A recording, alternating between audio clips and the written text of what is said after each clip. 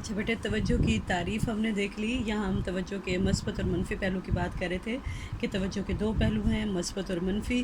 مثبت پہلو سے مراد یہ کہ ہم جن چیزوں کو اپنے احاطۂ شعور میں لا رہے ہیں وہ چیز ہمارا مرکز شعور ہے، وہ ہماری مثبت توجہ ہے، یعنی باقی چیزوں کو توجہ سے نکال کے صرف ایک چیز کو اپنے ہم ماسکہ شعور میں لا رہے ہیں، تو وہ ہماری خاص جو سینٹر آف اٹینشن ہے وہ ہماری مثبت توجہ ہے، کیونکہ ہم ایک مہج کا انتخاب کر کے صرف اسی کو توجہ دینا چاہ رہے ہیں۔ جبکہ توجہ کا منفی پہلو یہ ہے کہ ہم صرف ایک مہج کا انتخاب کر کے باقی تمام مہجات کو جو ماسکہ شعور سے خارج کر رہے ہیں، تو یہ اس کا ایک نیگیٹو پہلو بھی بنتا ہے۔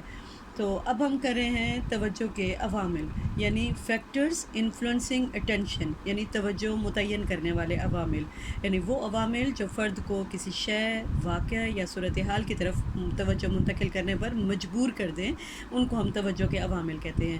اب یہ عوامل دو طرح کے ہوتے ہیں، یہ سبجیکٹو فیکٹرز ہیں یعنی باطنی یا موضوعی عوامل، اور دوسرے ہیں آبجیکٹو فیکٹرز۔ دیکھیں، سبجیکٹو فیکٹرز باطنی یا موضوعی عوامل یہ ہم ادراک کے عوامل میں بھی پڑھ چکے ہیں، اور آبجیکٹو فیکٹرز بھی ادراک کے عوامل میں پڑھ چکے ہیں۔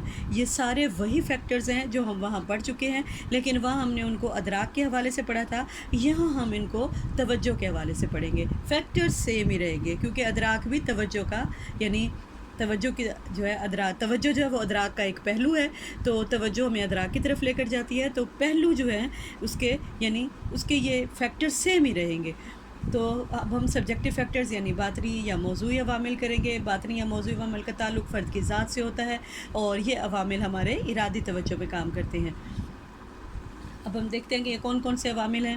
ان میں دیکھیں، تازگی، فریشنس، یعنی فرد اگر تازہ دم ہوتا ہے تو وہ بہتر طور پہ توجہ دے سکتا ہے۔ اس کے برعکس اگر فرد تھکا ہوا ہے، اس کو نیند آ رہی ہے یا وہ بوریت کا شکار ہے، تو پھر فرد مہجات کی طرف بہتر توجہ نہیں دے سکتا اور ان کو صحیح معنی نہیں دے سکتا۔ لیکن تازگی کی صورت میں فرد نہ صرف مہج کی طرف توجہ دیتا ہے بلکہ اس کی جزیات کو بھی بڑی اچھی طرح سمجھنے کی کوشش کرتا ہے۔ اس طرح پھر دوسرا فیکٹر ہے دلچسپی۔ دلچسپی جو ہے وہ ہماری مینٹل کنڈیشن ہے جو کہ ہمیں کسی شے کی طرف راغب کرتی ہے، یعنی جب ہم کسی شے کی طرف راغب ہوتے ہیں تو اس کو ہم کہتے ہیں کہ ہم وہ چیز ہمیں جو ہے وہ مرغوب ہو رہی ہے، اور اس کے دلچسپی، اس کے اندر کوئی ایلیمنٹ ایسا ہے کہ ہماری دلچسپی کو اپنی طرف کھینچ رہی ہے۔ اب دلچسپیاں جو ہیں یہ دو قسم کی ہوتی ہیں، ایک فطری دلچسپی ہے، ایک اکتسابی دلچسپی ہے۔ فطری دلچسپی وہ پیدائشی رجحان ہے جو پیدائشی طور پر فرد کے اندر پایا جاتا ہے، اس کو ہم فطری دلچسپی کہتے ہیں، اسے سیکھنے کی ضرورت نہیں ہوتی ہے، اور اس کی نوعیت جو ہے وہ جبلی ہوتی ہے۔ جیسے ماں کی بچے میں دلچسپی، پرندوں کا خاص موسم میں گھونسلہ بنانا، پیاسے کی پانی میں دلچسپی، بھوکے کے کھانے میں دلچسپی، یہ فطری عمل ہے۔ تو دوسری دلچسپی ہماری ایکوائرڈ انٹرسٹ جسے ہم کہتے ہیں، یعنی اکتسابی دلچسپی، سیکھی گئی دلچسپی، یعنی وہ دلچسپی جو پہلے پہل آموزش کی محتاج ہو، یعنی سیکھے جانے کی محتاج ہو، لیکن بعد میں جب آپ اس کام کو سیکھ لیتے ہیں، وہ دلچسپی آپ اپنا لیتے ہیں، تو بعد میں وہ پھر فطری دلچسپی کے قائم مقام بن جائے، اسے ہم اکتسابی دلچسپی کہیں گے۔ جیسے مصوری یا کھیلوں میں ہماری، فنون لطیفہ میں ہماری دلچسپی، ہم اس کو ایکوائر کریں لیکن بعد میں ہو سکتا ہے کہ ہم اس کو بطور پیشہ منتخب کر لیں، تو یہ انتخابی ہماری جو ہے یہ عمل اکتسابی دلچسپی کی مثال ہے۔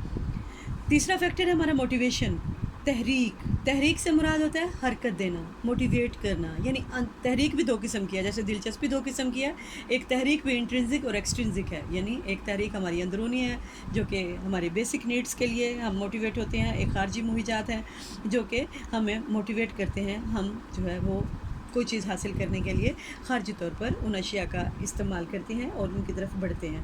یعنی تحریک سے مراد وہ قوت ہے جو عضویہ کو کسی خاص ضرورت کی تسکین پر مائل کرے، تو یہ تحریک کے باعث فرد ماحول میں سے ان اشیاء کا انتخاب کرتا ہے جو اس کی ضرورت پوری کر سکتی ہیں، جیسے بھوکے فرد کو کھانے کی خوشبو دور سے ہی محسوس ہو جاتی ہے۔ تو تجسس جو ہے نیکسٹ فیکٹر ہمارا ہے، کیوریوسٹی، تجسس۔ دیکھیں، بچوں میں تجسس کا مادہ بہت زیادہ پایا جاتا ہے، تبھی تو وہ ہر چیز کو کھول کھول کر دیکھنے کی کوشش کرتے ہیں، کھلونوں کو توڑ کر دیکھنے کی کوشش کرتے ہیں۔ تو ماحول میں موجود مختلف اشیاء کو جاننے کی فطری خواہش جو ہے وہ تجسس کہلاتی ہے۔ یہ بڑوں میں بھی ہوتی ہے، یہ بچوں میں بھی ہوتی ہے، اور بڑے اور بچے جو ہیں مختلف اشیاء کی طرف متوجہ ہوتے ہیں، اور مختلف افراد میں مختلف اشیاء کی طرف تجسس کی شدت مختلف ہوتی ہے، کیونکہ فطری دلچسپی، فطری رجحان اور موٹیویشن لیول ڈیفرنٹ ہوتا ہے، اس لیے تجسس کی تحریک بھی ہر بندے میں ڈیفرنٹ ہوتی ہے۔ پھر ہمارا نیکسٹ فیکٹر ہے توقع یا ذہنی تیاری، جو کہ ہمیں کسی چیز پر متوجہ ہونے کے لیے آمادہ کرتے ہیں، یعنی وہ کیفیت جس میں فرد کسی شے یا صورتحال کے پیش آنے کے لیے ذہنی طور پر تیار ہو، اسے ہم توقع کہتے ہیں، اور اس توقع کی بنا پر ہماری توجہ اس شے کی طرف جلد مبذول ہو جاتی ہے۔ جیسے میں نے آپ کو ادراک کے فیکٹرز میں مثال دی تھی کہ اگر بچہ سویا ہوا ہے اور ماں کو یہ اس کی توجہ ادھر ہی لگی ہوئی ہے کہ میرا بچہ اٹھ نہ جائے، میرا بچہ اکیلا سویا ہوا ہے، رو نہ پڑے، تو بچے کی ہلکی سی رونے کی آواز پر بھی ماں فوراً متوجہ ہوگی اور بھاگی جائے گی۔ اسی طرح اگر آپ کو توقع اور امید ہے کہ آپ کے کسی دوست کا فون آنا ہے، تو آپ فون کی ہلکی سی گھنٹی بجے گی تو آپ فوراً اٹھ کے بھاگیں گے، کیونکہ آپ کو توقع اور امید ہے، ہو سکتا ہے وہ آواز باقی لوگوں کو نہ سنائی دے۔ تو توقع اور ذہنی تیاری، جس چیز کے لیے ہم پہلے سے تیار ہوتے ہیں، وہ چیز جلد ہماری توجہ اپنی طرف کھینچ لیتی ہے۔ اور جسمانی اور ذہنی صحت جو ہے، یعنی مینٹل اینڈ فزیکل ہیلتھ جو ہے، یہ بھی ہماری توجہ مرکوز کرنے میں انتہائی اہم فیکٹر ہے۔ جسمانی طور پر، ذہنی طور پر صحت مند ہو گئے تو ہم مہیجات کو بہتر توجہ دے سکتے ہیں اور جلد انہیں معنی پہنا سکتے ہیں۔ لیکن ایک وہ فرد جو تھکا ہارا ہے یا اس کی ذہنی حالت یا جسمانی حالت ٹھیک نہیں ہے، یعنی وہ جسمانی ذہنی طور پہ کسی بیماری کا شکار ہے، تو اس وقت اس کے لیے توجہ دینا مشکل ہو جاتا ہے۔ اب ایموشن، یعنی ہمارا ایموشنل ایٹیٹیوڈ یا ایموشنل بیہیویئر ہم اس کو کہہ سکتے ہیں، یا ایموشنل اسٹیٹ کہہ سکتے ہیں، کہ ہیجانی حالت ہماری، کہ ہیجانی کیفیت چونکہ اضطراری کیفیت ہوتی ہے، اور اس کے باعث ہمارا شعور جو ہے وہ دھندلا جاتا ہے۔ اگر آپ غصے میں ہوں، غم کی کیفیت میں ہوں، دکھ میں ہوں، خوف میں ہوں، تو ان تمام مہیجات میں یعنی ہیجانات میں آپ کی ذہنی کیفیت جو ہے وہ ٹھیک نہیں رہتی ہے، اور آپ شعوری طور پر اپنی توجہ مرکوز نہیں کر سکتے ہیں، اور ان کیفیات کے دوران سیکھنے اور توجہ دینے کا عمل آٹومیٹکلی کمزور پڑ جاتا ہے۔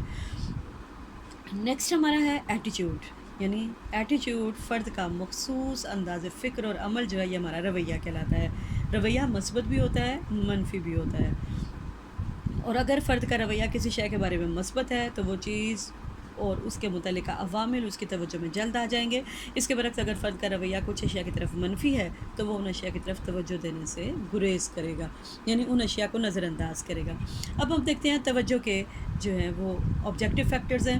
یہ سیم وہی فیکٹرز ہیں بیٹے جو ہم نے ادراک میں پڑھے ہیں، یعنی یہ وہ فیکٹرز ہیں، آبجیکٹیو فیکٹرز، جن کا تعلق مہیج کے ساتھ ہے، یعنی خارجی اسباب ہیں، ان کا تعلق جو ہے مہیج کے ساتھ ہوتا ہے، کہ مہیج کی خصوصیات جو کہ ہماری توجہ کا ارتکاز کرنے میں کام آتی ہیں، ان کو ہم خارجی فیکٹرز کہتے ہیں۔ جیسے مہیج کتنی شدت سے ہمارے اعضائے حواس سے ٹکراتا ہے، پھر مہیج کا پھیلاؤ یا اس کی وسعت، کہ مہیج جو ہے وہ کیسے پھیلا ہوا ہے۔ اس کے لیے میں نے آپ کو ادراک کے چیپٹر میں اخبارات پہ اشتہارات کی مثالیں دی تھی، کہ چھوٹے کارنر میں جو اشتہارات ہوتے ہیں وہ ہمیں اٹریکٹ نہیں کرتے، لیکن بڑے اشتہارات جو پہلے صفحے پر ہو، یا بل بورڈز جو بڑے بڑے سڑکوں پہ لگے ہوئے ہوتے ہیں، وہ ہمیں اٹریکٹ کرتے ہیں۔ تو مہیج کی وسعت جو ہے وہ ہمیں اٹریکٹ کرتی ہے۔ اس طرح رنگ ہے کہ سادہ اشیاء کی نسبت رنگ دار اشیاء جلد ہماری توجہ اپنی طرف کھینچ لیتی ہیں۔ پھر حرکت ہے کہ حرکت کرتا ہوا مہیج جلد ہماری توجہ اپنی طرف کھینچ لیتا ہے بنسبت ساکن مہیج کے۔ پھر زمانیت یا ڈیوریشن ہے کہ کتنی دیر کے لیے مہیج آپ کو پیش کیا جا رہا ہے۔ اگر 1/10 سیکنڈ کے لیے مہیج پیش کیا جاتا ہے اور وہ ہمارے اعضائے حواس سے ٹکراتا ہے، تو اس کا کوئی نہ کوئی امپیکٹ یا امیج جو ہے وہ باقی رہ جاتا ہے، جس کو ہم متوجہ دیتے ہیں۔ لیکن اگر ایک لمحاتی تاثر ہو، یعنی مہیج بہت کم ٹائم کے لیے آپ کے سامنے سے گزار دیا جائے، تو آپ اس کو صحیح طور پہ دیکھ نہیں سکتے ہیں، اس لیے معنی نہیں پہنا سکتے ہیں۔ تو ڈیوریشن جو ہے یہ بھی مہیج کے لیے آپ کی جو ہے توجہ کھینچنے کے لیے بڑا ضروری ہے، کہ مہیج آپ کو کتنی دیر کے لیے پیش کیا جا رہا ہے۔ پھر کنٹراسٹ ہے کہ کنٹراسٹ اشیاء جلد ہماری توجہ کھینچ لیتی ہیں۔ جیسے وائٹ بورڈ پہ اب یہ بلیک لکھے ہوئے جو الفاظ ہیں، یہ جلد آپ کی توجہ کھینچ لیتے ہیں۔ ایک بہت لمبے قد کے آدمی کے ساتھ اگر چھوٹے قد کا آدمی ہو تو جلد آپ کی توجہ اس کی طرف مبذول ہو جاتی ہے۔ پھر چینج ہے، تغیر، یعنی کسی مہیج کی کیفیت میں اچانک جو تغیر آ جاتا ہے وہ فوراً آپ کی توجہ اپنی طرف کھینچ لیتا ہے۔ جیسے ایک دم سے ریکارڈنگ ہو رہی، ٹیپ ریکارڈ آن ہو اور پھر آواز فوراً بند کر دی جائے، اور تو اس سے یہ تغیر جو ہے فوراً آپ کی توجہ اپنی طرف کھینچ دیتا ہے۔ خاموشی سے آپ بیٹھے اور ایک دم سے گھڑی کا الارم بج جاتا ہے، یہ بھی اچانک سے تغیر ہے جو کہ آپ کی توجہ اپنی طرف کھینچتا ہے۔ پھر مہیجات کی ریپیٹیشن، کہ مہیجات جو ہیں وہ اگر بار بار پیش کیے جائیں تو بھی آپ کی توجہ اپنی طرف کھینچتے رہتے ہیں، یعنی تکرار جن مہیجات میں ہوتی رہتی ہے۔ شاذ و نادر میں نے آپ کو مثالیں دی تھی کہ وہ مہیجات جو شاذ و نادر ہوں، جیسے چاند گرہن ہے، سورج گرہن ہے، کوس و قزح ہے، یہ کبھی کبھار واقع ہوتے ہیں، ہماری توجہ اپنی طرف کھینچ لیتے ہیں۔ پھر مہیج کا محل وقوع، کہ کس محل وقوع میں مہیج پیش کیا جا رہا ہے، وہ سچویشن بھی ہمارے لیے بڑی امپورٹنٹ ہے جو کہ ہمیں اپنی طرف متوجہ کرتی ہے۔ نرالا پن، یعنی چیزوں کی یونیکنیس، انوکھی چیزیں جو جلد ہماری توجہ اپنی طرف کھینچ لیتی ہیں، جیسے عجیب و غریب آواز آوازیں، بے تکے فیشن، آڑے ترچھے ڈیزائن جلد ہماری توجہ کا مرکز بن جاتے ہیں۔ پھر موضوعات کی تنظیم، کہ اگر موضوعات خاص ترتیب اور واضح انداز میں پیش کیے جائیں تو فرد کی توجہ جلد کھینچ لیتے ہیں۔ وہ اشیاء جو موضوع خد و خال رکھتی ہیں، واضح شکل و صورت رکھتی ہیں، وہ بھی جلد ہماری توجہ کھینچ لیتی ہیں۔ اور موضوعات کی ان نوعیت یعنی نیچر آف اسٹیمولائی کہ کس قسم کے موضوعات ہیں۔ موضوعات چونکہ حصی اجزا پر اثر انداز ہوتے ہیں، اس لیے فرد ان کی نوعیت اور خصوصیت کے بارے میں ان پر توجہ دیتا ہے۔ بصری سمعی موضوعات کیونکہ جلد فرد کو متاثر کرتے ہیں، اس لیے ان کی طرف آسانی سے توجہ دی جاتی ہے، مثلاً آوازیں، رنگ، تصاویر وغیرہ وغیرہ۔ یہ سب وہ فیکٹرز ہیں جو کہ ہماری توجہ کو اپنی طرف مرکوز کرتے ہیں۔